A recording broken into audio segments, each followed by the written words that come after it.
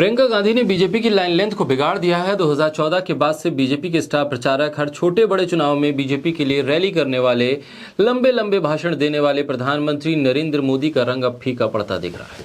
कर्नाटक का चुनाव है, सत्ता में बीजेपी के लिए वापस आना नामुमकिन सी बात दिख रही है, तो प्रधानमंत्री को पार्टी ने उतारा है। वहीं रोड शो में कहीं लंबे लंबे भाषण दे रहे हैं तो भाषणों में सिर्फ मैं ही मैं नजर आ रहा, यानी मोदी के नाम पर वोट दो। मोदी को कांग्रेस के नेताओं ने 91 गाली दी है, इसलिए वोट दो। मोदी है तो मुमकिन है का नारा देने वाले, एक अकेला मोदी काफी है कहने वाले हर चुनाव में बता रहे हैं कि मोदी को गाली दे दी है, इसलिए बीजेपी को वोट दो।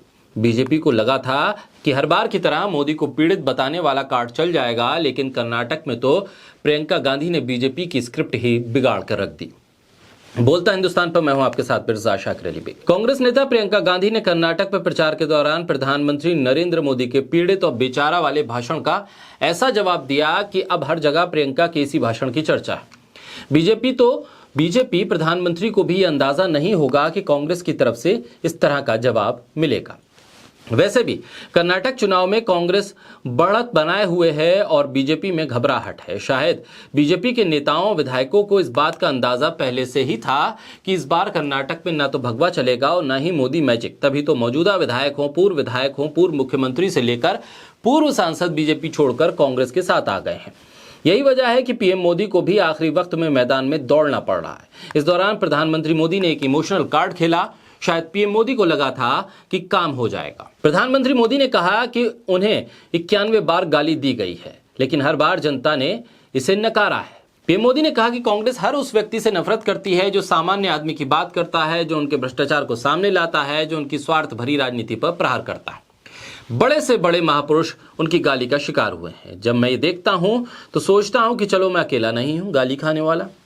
उन्होंने बाबा साहब अम्बेडकर और वीर सावरकर जैसे महापुरुषों को भी गालियां दी हैं, वहीं वो मोदी को देते हैं। मैं इसे उपहार मानता हूं। कांग्रेस गाली देती है, लेकिन मैं जनता के लिए काम करता रहूंगा। जनता के समर्थन से गाली मिट्टी में मिल जाएगी। पीएम मोदी के इस बयान के बाद नंबर था कांग्रेस का। मोर्चा संभाला प्रियंका गांधी ने, तो उन्होंने कहा कि देश में पहला ऐसा प्रधानमंत्री देखा है जो लोगों की समस्याओं और उनकी दिक्कतों की लिस्ट बनाने की जगह गालियों की लिस्ट बनाता है।